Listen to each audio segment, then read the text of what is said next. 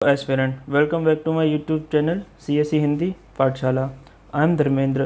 तो जैसा कि आपको पता है, इस लेक्चर सीरीज में हम लक्ष्मीकांत के सारे चैप्टर्स कवर कर रहे हैं, जिसमें हमने ऑलरेडी 1 से लेकर 12 तक के सारे चैप्टर्स कवर कर लिए हैं, जिसे आप हमारी इस प्लेलिस्ट की सीरीज़ में जाके देख सकते हैं अगर आप एकदम शुरू से तैयारी कर रहे हैं तो। ठीक है, चलिए तो आज हम स्टार्ट करते हैं हमारा चैप्टर नंबर 13 फेडरल सिस्टम। ठीक है, यानी कि संघीय व्यवस्था। इनके बारे में थोड़ी बहुत जानकारी तो मैंने इससे पहले वाले लेक्चर में दे दी है, तो इसीलिए किसी ने नहीं देखे हैं, वो शुरू से तैयारी कर रहा है तो आप पहले उनको ज़रूर देखिए, क्योंकि उधर काफ़ी सारी इन्फॉर्मेशन दे दी गई है जो मैं यहाँ पे स्किप ही करूँगा आगे आने वाले लेक्चर्स में। ठीक है, चलिए तो संघीय व्यवस्था क्या होती है? संघीय व्यवस्था होती है जहाँ सरकार जो होती है केंद्र स्तर पर और या राज्य स्तर पर एक दोनों में शक्तियों का एक तरीके से एक वितरण होता है, वो अपने अपने क्षेत्रों का स्वतंत्रतापूर्वक उपयोग करती हैं। ठीक है, तो ये संघीय सरकार का एक थोड़ा मोटा ओवरव्यू है। वैसे सरकार होती कितने प्रकार की हैं? जनरली सरकार 2 प्रकार की होती हैं, एकल या एकात्मक सरकार होती है। ठीक है, और दूसरी होती है संघीय सरकार। तो एकल या एकात्मक सरकार कौन सी होती हैं? जिसमें सारी शक्तियाँ है ना, या उनके कार्य केंद्र सरकार को या फिर जो कोई भी क्षेत्रीय सरकार है में निहित होती हैं, मतलब किसी एक सरकार में निहित होती हैं। फॉर एग्जाम्पल ब्रिटेन में, ठीक है, सेंटर में सारी निहित हैं। फ्रांस, जापान, चीन, इटली, बेल्जियम, नॉर्वे, स्वीडन, ये सब आप थोड़े बहुत एग्जाम्पल याद रख सकते हैं आंसर राइटिंग के लिए। प्रीलिम्स के लिए बिल्कुल नहीं पूछा जाएगा कि कौन कौन से देश में एकात्मक सरकार है और कौन कौन से में संघीय सरकार है। ठीक है, तो अब मेंस में लिखने के लिए इनको 1-2 देशों के नाम आप याद रख सकते हैं। ठीक है, उसके बाद आते हैं संघीय सरकार, जो हमारे भारत में भी है। संघीय सरकार का मतलब क्या होता है? इसमें जो शक्तियाँ होती हैं वो संविधान के द्वारा केंद्र एवं क्षेत्रीय सरकारों में विभाजित होती हैं। मतलब कि कुछ शक्तियाँ उनको दी जाती हैं, कुछ शक्तियाँ जो होती हैं दोनों सरकार को अलग अलग शक्तियाँ दी जाती हैं। और शक्तियाँ ऐसी नहीं कि नाम मात्र क्यों, संविधान द्वारा दी गई हैं। इसका मतलब क्या है? वो स्थायी हैं, उनको बदल नहीं सकते। ठीक है, और दोनों ही अपने अपने क्षेत्राधिकारों का प्रयोग स्वतंत्रतापूर्वक करते हों, इसे हम क्या कहते हैं? इसे हम संघीय सरकार कहते हैं। ठीक है, समझ में आया आपको अच्छे से कि संघीय सरकार क्या है और एकात्मक सरकार क्या है? चलिए, ये कौन कौन से देशों में अपनाई जाती है? तो वही आप 1-2 देशों का नाम याद रख लेना। US, स्विट्ज़रलैंड, ऑस्ट्रेलिया, कनाडा, रूस, ब्राज़ील एंड अर्जेंटीना। ठीक है, US अमेरिका जो एकमात्र पहला देश था जो विश्व में सबसे पहले उसने संघीय सरकार का जो मॉडल है वो अपनाया था। तो ठीक है, तो ये अगर आपसे किसी भी कोई भी छोटी मोटी एग्जाम या स्टेट PCS में पूछ ले कि पहला और प्राचीनतम कौन सा देश था जिसने संघीय शक्ति के मॉडल को अपनाया था, वो US था। प्रीलिम्स में कभी नहीं पूछा जाएगा। ठीक है, मेंस में आप लिख सकते हो। ठीक है, इसके बाद भारतीय संविधान में भी संघीय सरकार व्यवस्था को अपनाया। क्यों? कारण क्या था?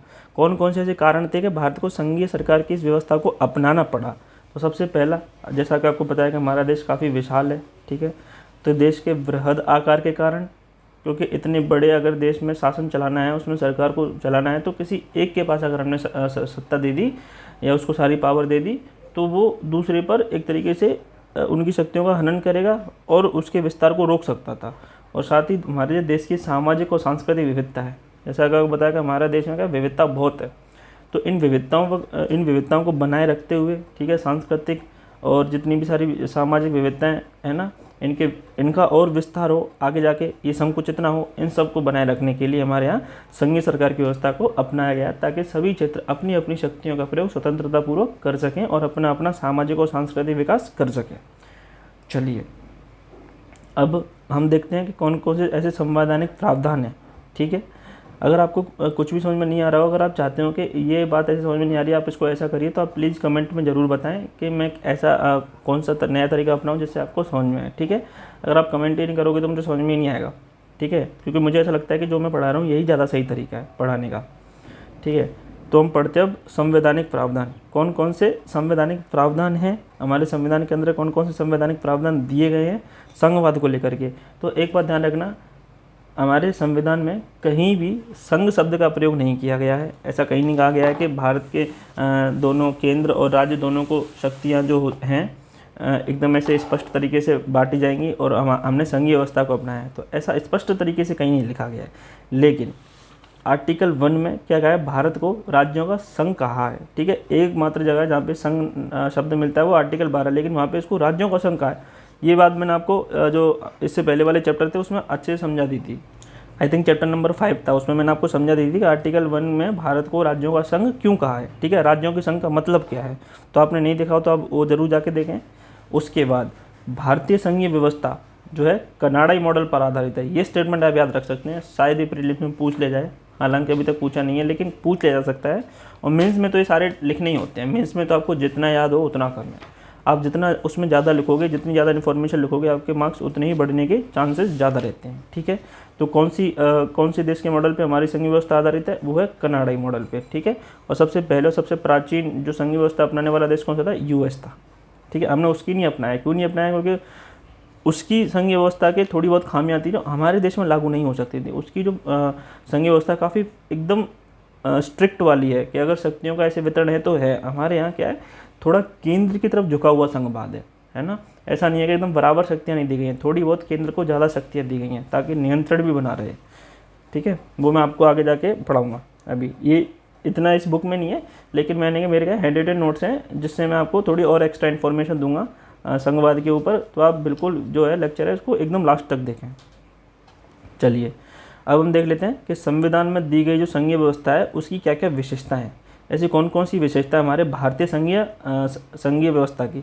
तो ये विशेषताओं में से कोई एक स्टेटमेंट आपसे प्रीलिम्स में पूछा जा सकता है, जरूर, और पूछा भी गया है, ठीक है। तो ये सारी जो विशेषताएं आपको एक एक याद होनी चाहिए।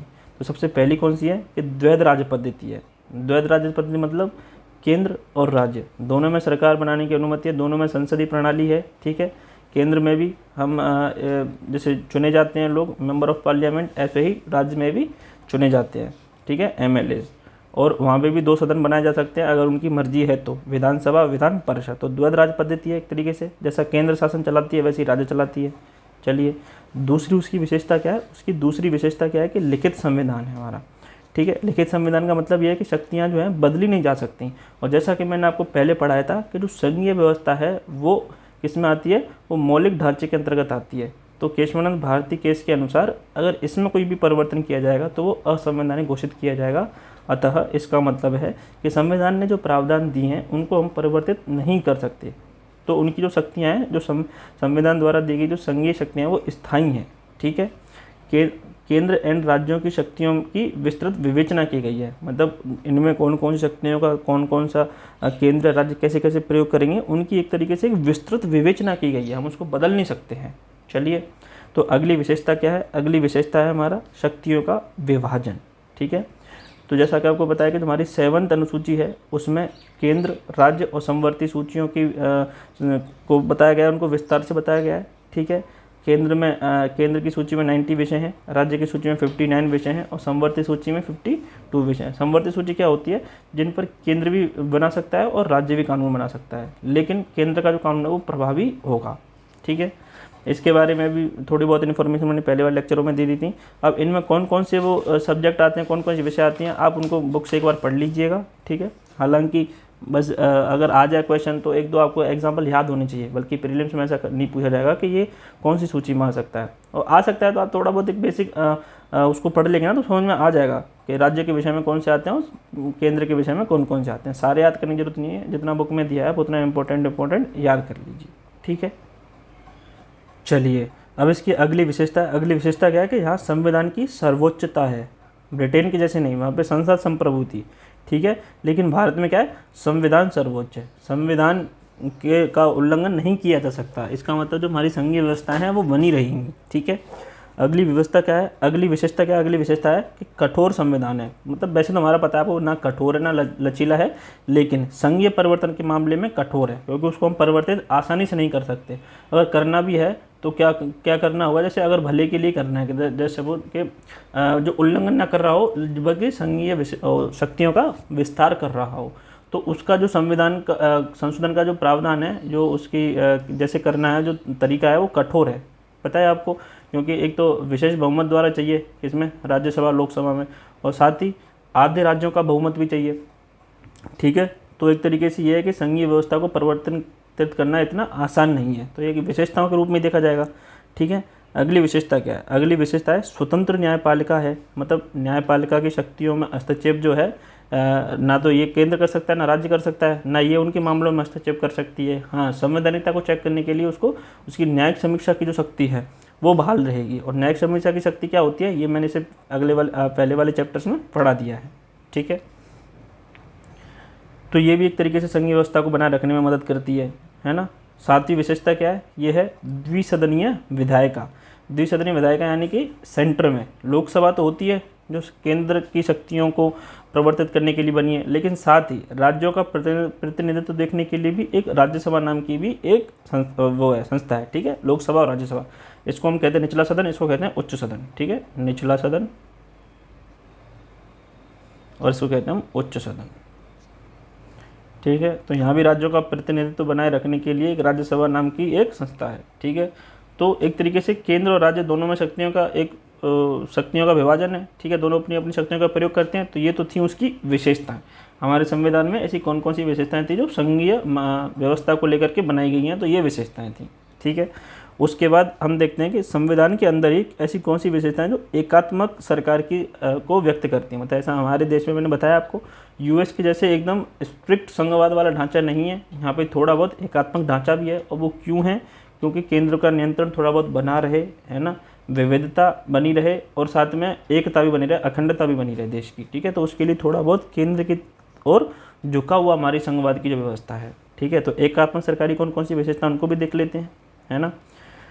तो आप इनको याद रख लेना, जैसे रख लेना, क्योंकि ऐसे स्टेटमेंट दे देगा कि हमारे भारतीय संघीय व्यवस्था में संघीय व्यवस्था की कौन कौन सी विशेषताएं हैं। तो ये स्टेटमेंट डाल देगा, ये स्टेटमेंट डाल देगा, तो आपको देखना है कौन कौन से सही हैं। अब तो पैटर्न भी चेंज कर दिया है, अब तो हम एलिमिनेट भी नहीं कर सकते हैं ना। अब तो ये कि आपको एकदम एग्जैक्ट याद होना चाहिए कि कितने स्टेटमेंट किसके हैं, कितने स्टेटमेंट किसके हैं। तो इनको थोड़ा अब हमारी जो है मेमोराइज करने की, याद करने की तरफ हमें थोड़ा ज़्यादा ध्यान देना पड़ेगा, थोड़ा अच्छे से पढ़ना पड़ेगा। चलिए, तो एकात्मक सरकार व्यवस्था की विशेषता की पहली विशेषता क्या है, इसमें सशक्त केंद्र है। मतलब हमारा जो केंद्र है थोड़ा सशक्त है, मतलब शक्तियां हैं दोनों को दी गई हैं, लेकिन केंद्र को थोड़ी ज़्यादा शक्तियां दी गई हैं। जैसे समवर्ती सूची पे देख लो आप, है ना, केंद्र भी बना सकता है और राज्य भी बना सकता है, लेकिन यदि केंद्र ने कानून बना दिया तो राज्य कानून के ऊपर प्रभावी होगा।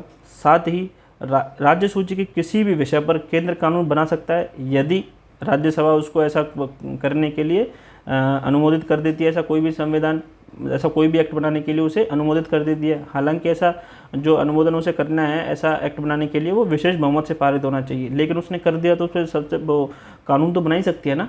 ठीक है, फॉर एग्जाम्पल जैसे जीएसटी देख लो आप, है ना, जो ये भी उसने बनाया था, सेंटर नहीं बनाया था। तो थोड़ी तरफ केंद्र की तरफ झुका हुआ हमारा जो है सरकार की व्यवस्था है।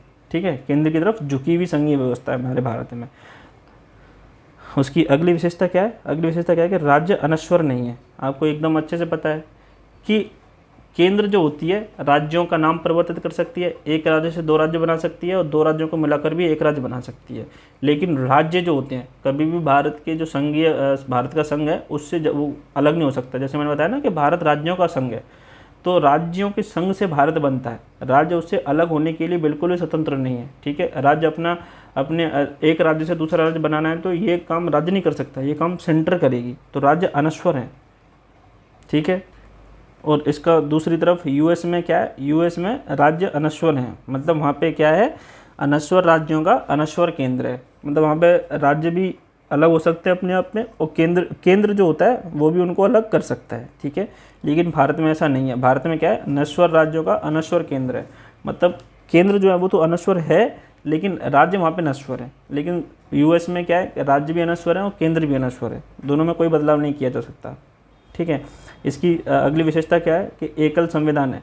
एकल संविधान यानी कि भारत का ही एक संविधान है जो पूरे भारत पे लागू होता है। ऐसा नहीं है कि स्टेट्स का अलग से संविधान हो और भारत का केंद्र का अलग से संविधान हो। ठीक है, ऐसा बिल्कुल भी नहीं है, लेकिन यूएस में ऐसा है। यूएस में क्या है, स्टेट्स का थोड़ा अलग संविधान है।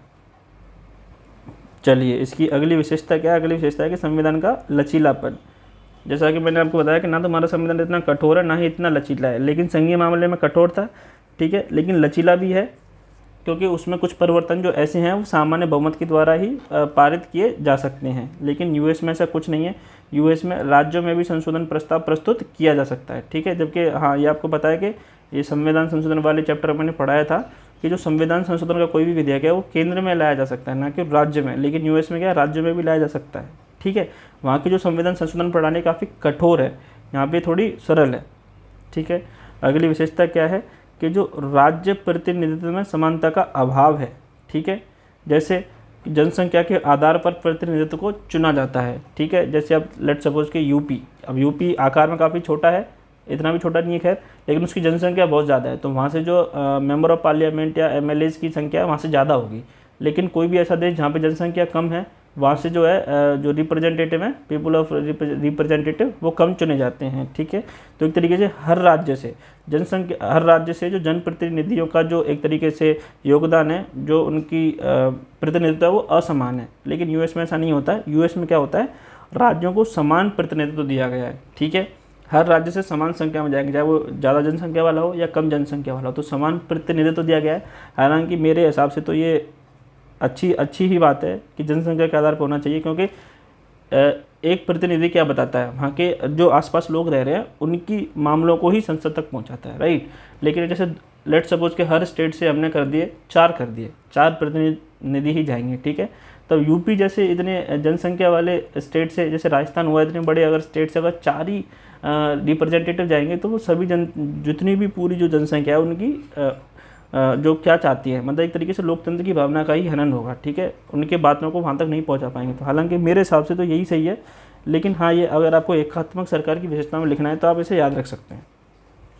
चलिए, अगली विशेषता क्या है कि आपातकालीन उपबंध। आपातकालीन उपबंध के टाइम पे क्या होता है, जितनी भी शक्तियाँ हैं सारी केंद्र में निहित हो जाती हैं, ठीक है। अब ये इसमें आराम से हम डिटेल में पढ़ेंगे। आपातकालीन वाला जो अलग से चैप्टर आएगा उसमें हम सारी विशेषताओं को, आपातकालीन के अंदर कौन कौन सी शक्तियाँ केंद्र में चली जाती हैं, ठीक है। राज्य विघटित होते हैं कि वहाँ की सरकारें विघटित होती हैं कि नहीं होती हैं, या निलंबित होती हैं, ये सारी बात हम आपातकालीन वाले चैप्टर में पढ़ेंगे। यहाँ बस आप इतना याद रख लेना कि आपातकालीन समय के दौरान केंद्र हावी हो जाता है, मतलब सरकार जो होती है संघीय से एकात्मक हो जाती है, ठीक है। अगला क्या है, एकल नागरिकता। हमारे भारत में एकल नागरिकता का प्रावधान है, इस अलग अलग राज्यों की नागरिकता का प्रावधान नहीं है। लेकिन यूएस, स्विट्ज़रलैंड, ऑस्ट्रेलिया जैसे कई देशों में क्या है कि दोहरी नागरिकता की प्रणाली है। मेरे हिसाब से तो एकल नागरिकता ही ज़्यादा सही है, क्योंकि हम एक भारतीय हैं, हम किसी भी स्टेट में जाके रह सकते हैं और किसी भी वहाँ पे बस सकते हैं, ठीक है, वहाँ पे पढ़ाई कर सकते हैं। ऐसी कोई अलग से नागरिकता हमें वहाँ की लेने की ज़रूरत नहीं है। तो मेरे हिसाब से सही है, लेकिन ये एक सरकार का ही एक विशेषता है, एकल नागरिकता वाला प्रावधान, ठीक है। अगली विशेषता क्या है, वो है एकीकृत न्यायपालिका है, कि हमारे भारत में जो है न्यायपालिका सिर्फ एकीकृत है, ऐसा कुछ नहीं है कि राज्य की अलग हो। हाई कोर्ट जो होता है वो भी सुप्रीम कोर्ट के आदेशों के अनुसार ही कार्य करता है, तो वो एक एकीकृत ढांचा है, ना कि राज्य का अलग से ढांचा है, ठीक है। लेकिन यूएस में क्या है, दोहरी है। जब भी कहते हैं कि यूएस का जो संघीय ढांचा है वो काफ़ी ज़्यादा स्ट्रॉन्ग है सभी से, ठीक है।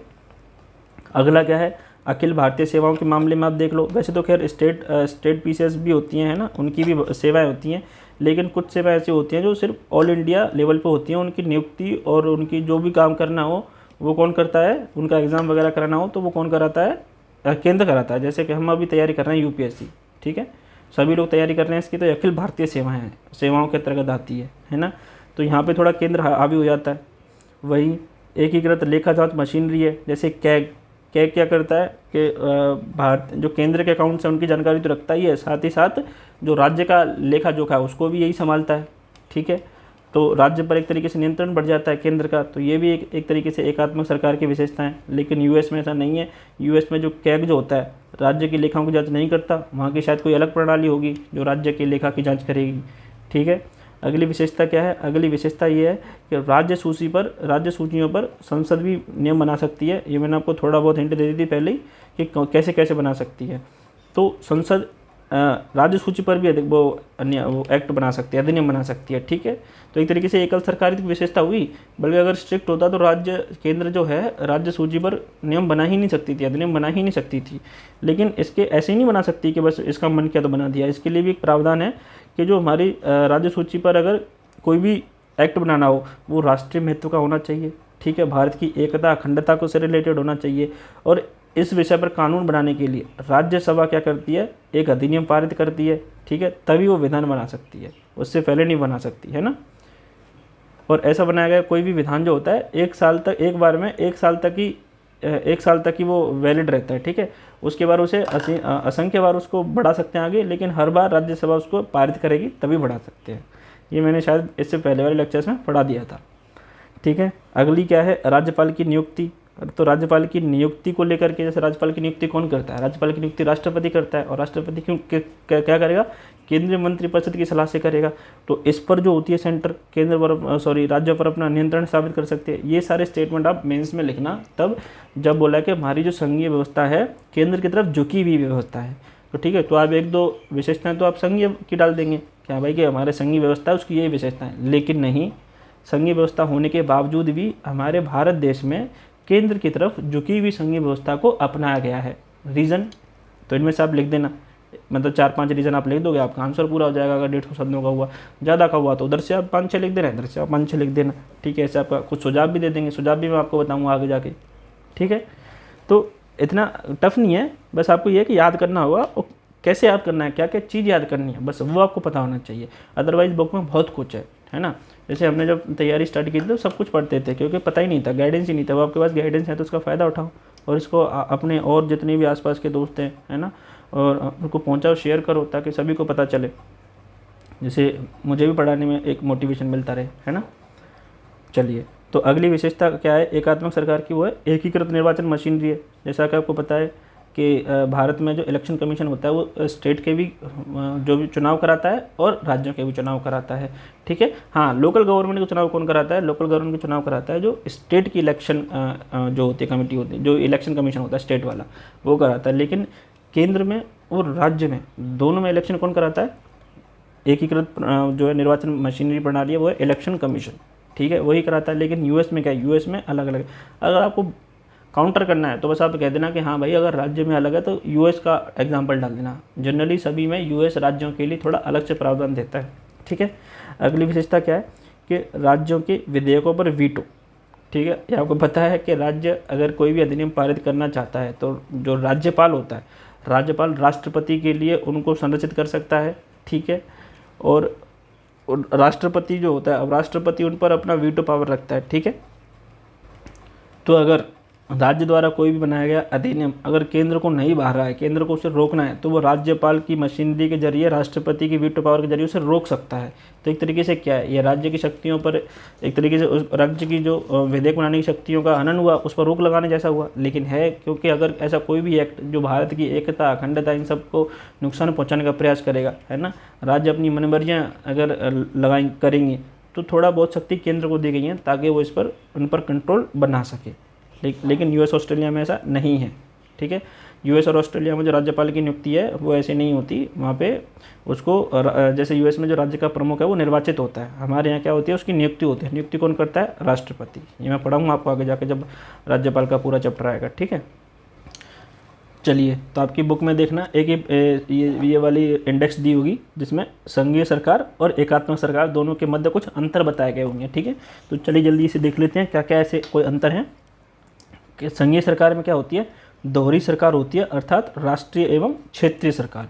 एकात्मक सरकार में क्या होती है? एकल सरकार होती है, राष्ट्रीय सरकार होती है जो क्षेत्रीय सरकार बना सकती है, ठीक है। संघीय सरकार में क्या होता है? एक लिखित संविधान होता है, लेकिन एकात्मक सरकार में ये हो भी सकता है और नहीं भी हो सकता है। जैसे लिखित संविधान है फ्रांस में और ब्रिटेन में अलिखित संविधान है, ठीक है। एक संघीय सरकार में क्या है? राष्ट्रीय एवं क्षेत्रीय सरकारों के मध्य शक्तियों का विभाजन होता है, ठीक है। इसमें क्या होता है? शक्तियों का कोई विभाजन नहीं होता तथा समस्त शक्तियाँ जो होती हैं राष्ट्रीय सरकार में निहित होती हैं, तभी तो वो एकात्मक सरकार है ना। संघीय सरकार में क्या होता है कि संविधान की सर्वोच्चता होती है, संविधान का उल्लंघन नहीं किया जा सकता। इसमें क्या होता है कि हो भी सकती है जैसे जापान, नहीं भी हो सकती है जैसे ब्रिटेन में तो आपको पता है कौन है, संसदीय सर्वोपरि है, ठीक है। यहाँ का जो संविधान है वो कठोर होता है, यहाँ का हो भी सकता है जैसे फ्रांस और नहीं भी हो सकता जैसे ब्रिटेन, ठीक है। यहाँ की जो न्यायपालिका होती है वो स्वतंत्र होती है, मतलब एक ही होती है, केंद्र से चलती है, ठीक है। यहाँ की न्यायपालिका स्वतंत्र हो भी सकती है और नहीं भी हो सकती है, ठीक है। यहाँ की द्विसदनीय विधायिका होती है, मतलब राज्य में भी जो विधायिका होती है वो 2 सदन वाली होती है, यहाँ पे हो भी सकती है जैसे ब्रिटेन और नहीं भी हो सकती जैसे चाइना, ठीक है। तो ये कुछ अंतर हैं जो आप याद रख सकते हैं, ठीक है। याद रहेंगे तो आपके आंसर राइटिंग में आपको मदद करेंगे। मैंने बोला कि आंसर राइटिंग में आपको जितना कुछ अच्छी इन्फॉर्मेशन याद रहेंगी उतना ही आपको बेनिफिट मिलेगा बाकी स्टूडेंट से, ठीक है। अब कुछ चुनौतियां हैं, संघवाद से संबंधित रिलेटेड कुछ चुनौतियां हैं। जैसे मैंने अपने कुछ जो नोट्स बनाए, मैंने 110 नोट्स जो मैंने आपको बताया था कि कुछ नोट्स ऐसे हैं जो मैंने खुद ने बनाए हैं, उनसे मैं आपको पढ़ाऊँगा, ठीक है। तो कुछ चुनौतियाँ हैं, ये आपकी बुक में नहीं है, ठीक है, लेकिन ये PDF आपको मेरे टेलीग्राम चैनल पे मिल जाएगा, तो आप वहाँ से डाउनलोड कर लेना, है ना। तो संघवाद से संबंधित कौन कौन सी चुनौतियाँ हैं, ठीक है, जैसे मैंने बताया ना कि आंसर राइटिंग में आ गया कि चुनौतियाँ क्या हैं, तो एक तरह की चुनौतियों को आप जो एकात्मक सरकार वाली चुनौतियाँ हैं आप उनको ले सकते हैं, लेकिन इसमें क्या मैंने कुछ एग्जाम्पल डाल दिए, डेली करंट अफेयर से, है ना, या जो भी आसपास कुछ चल रहा होता है, कुछ भी बातें चल रही होती हैं, तो उससे रिलेटेड मैंने कुछ एग्जाम्पल डाल दिए ताकि आपको जो आपका जो स्टेटमेंट है वो वैलिड हो जाता है ना, और इससे क्या होता है 1-2 नंबर फालतू के एक्स्ट्रा मिल जाते हैं हमें बाकियों की बजाय, ठीक है। तो क्या क्या चुनौतियाँ हैं, पहली चुनौतियाँ संघवाद और विकास को लेकर के, ठीक है, कि देश के विकास में तेजी लाने हेतु लाई गई योजनाएं संघीय सिद्धांत को कमज़ोर कर सकती हैं। जैसे कई सारी योजनाएं होती हैं जिसमें क्या होता है कि जैसे सेंटर हावी हो जाता है, लेकिन वो संघीय सिद्धांत को कमज़ोर कर सकती हैं। फॉर एग्जांपल जैसे आपने पढ़ा होगा एक राष्ट्र एक बाज़ार, तो यहाँ पे जो राज्यों की स्वायत्ता वो ख़त्म हो जाती है ना। एक राष्ट्र एक राशन कार्ड, ये भी आपने पढ़ा होगा, ठीक है। एक राष्ट्र एक ग्रिड वाला आपने एग्जाम्पल पढ़ा होगा। काफ़ी ऐसी जो डेवलपमेंट स्कीम है जो संघीय सिद्धांत को कमज़ोर कर देती हैं, ठीक है। अगला क्या है, राज्यों को कमज़ोर करना। राज्यों को कौन कौन सी बातें कमज़ोर करती हैं, अत्यधिक केंद्रीकरण की प्रवृत्ति जो है फिलहाल में राज्यों की स्वायत्ता हेतु हानिकारक साबित हो सकती हैं, ठीक है।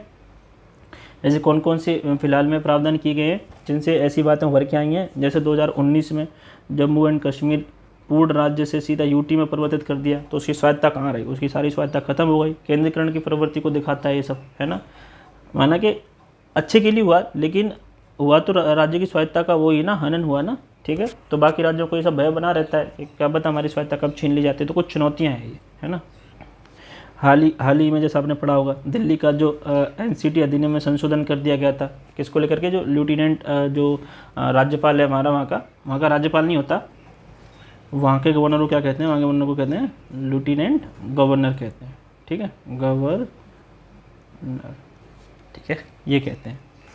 तो उसमें कुछ उसकी शक्तियों को कुछ बढ़ाया गया था, ठीक है, और कुछ संशोधन किए गए थे। वो जब मैं आपको ये करंट अफेयर पढ़ाऊंगा उसमें आएगा तो मैं आपको वहाँ पे बता दूंगा।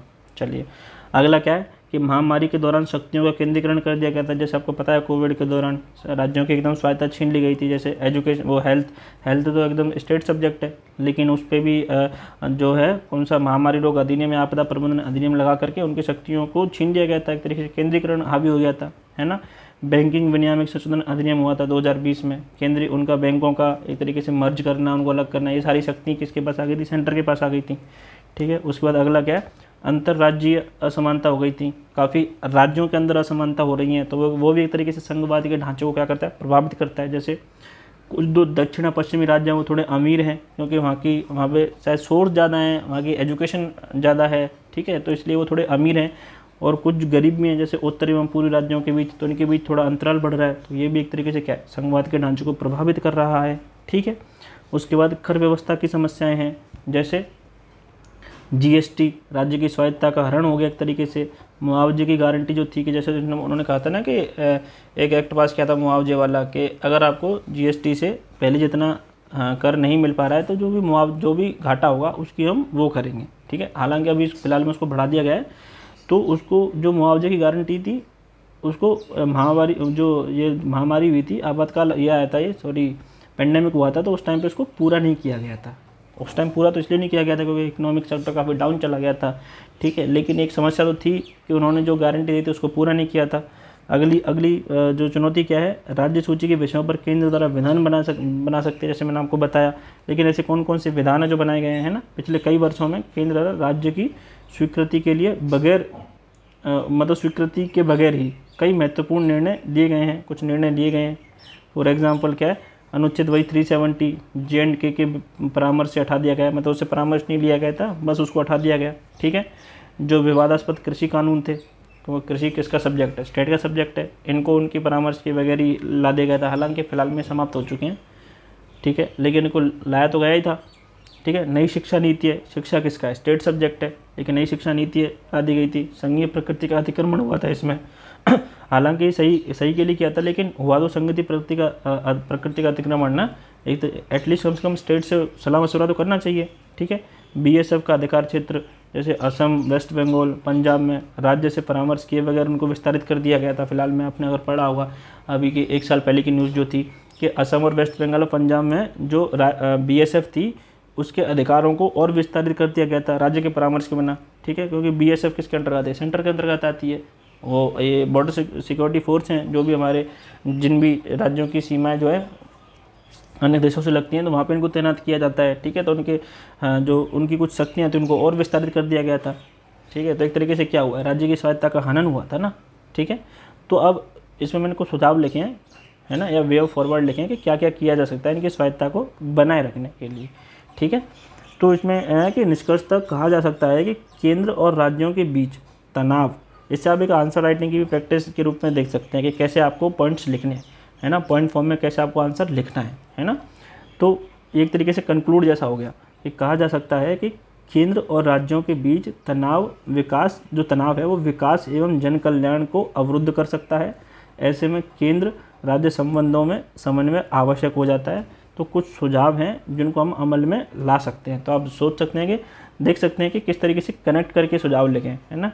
अगर आप ऐसे लिखेंगे तो थोड़ा आपका भाषा का फ्लो दिखता है आंसर राइटिंग में ना, तो सामने वाले को पढ़ के भी मज़ा आता है, ठीक है। तो कौन कौन से सुझाव हैं जिनको हम ला सकते हैं, तो इसमें है कि भारत संघ को मजबूत आधार देने के लिए आर्थिक उदारीकरण को अपनाना पड़ेगा, साथ ही राजनीतिक शक्ति और व्यवस्था का जो विकेंद्रीकरण है वो करना होगा हमें, है ना, कि आर्थिक उदारीकरण जैसे कि अर्थव्यवस्था के क्षेत्र में एकदम उदारता लानी पड़ेगी, एकदम स्ट्रिक्टनेस को उठाना पड़ेगा, और राजनीतिक शक्ति का भी एक तरीके से इसको विकेंद्रीकरण करना पड़ेगा। जैसे फिलहाल के जो कुछ जो मैंने आपको बताई चुनौतियों में क्या क्या काम किए गए थे इन पर थोड़ा बात करनी होगी, और इन पर जो भी समस्याओं को अमल में लाना होगा और उसका थोड़ा विकेंद्रीकरण करना होगा। थोड़ा बहुत राज्यों से भी सलाह मशवरा तो करना ही चाहिए, है ना।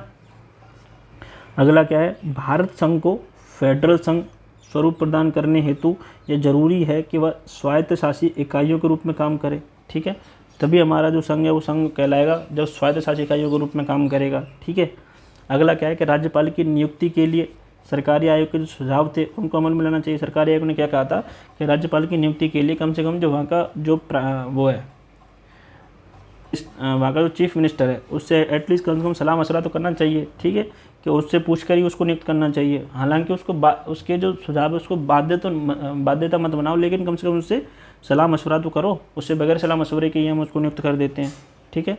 दूसरा क्या है, नीति आयोग की भूमिका को सुदृढ़ करना चाहिए, क्योंकि नीति आयोग क्या करते हैं, एक तरीके से नीति आयोग राज्यों और केंद्र के अंदर एक समन्वय को बनाए रखने का ही काम करती है, टीम इंडिया की तरह काम करती है, तो है ना। इसकी जो भी भूमिका है इसको और सुदृढ़ करना चाहिए, यानी कि इसकी शक्तियों का थोड़ा और विस्तार करना चाहिए, ठीक है।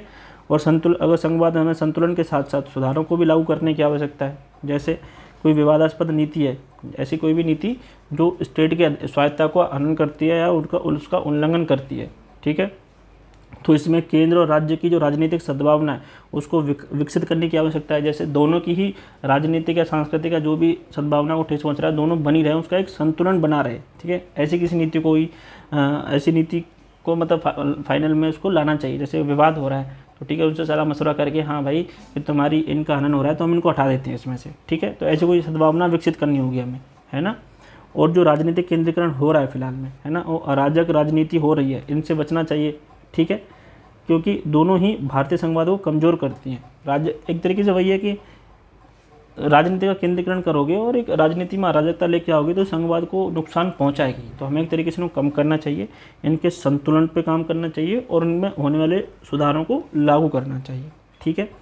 जैसे जो जीएसटी मुआवजा अधिनियम है इसको 2027 तक विस्तारित कर दिया गया है फिलहाल में, ठीक है। तो ऐसे और भी कुछ प्रावधान लाए जाने चाहिए जिससे केंद्र और राज्य के मध्य समन्वय बना रहे, ठीक है। आर्टिकल 263 के अंतर्गत जो होती है हमारी इंटर स्टेट काउंसिल होती है ना, अंतर्राज्य परिषदें होती हैं, उसको और मजबूत करना चाहिए ताकि वो राज्यों के मध्य समन्वय को बना के रखे और राज्यों का केंद्रों के साथ भी समन्वय बना के रखे।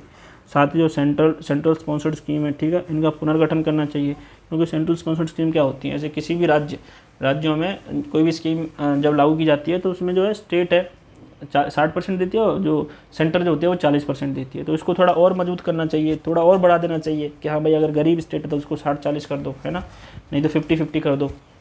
जैसा भी है इन स्कीम्स को बनाए रखना चाहिए ताकि हाँ भाई स्टेट को भी सेंटर से मदद मिलती रहे और दोनों के बीच में एक सद्भावना बनी रहे, ठीक है। तो ये था आज का चैप्टर।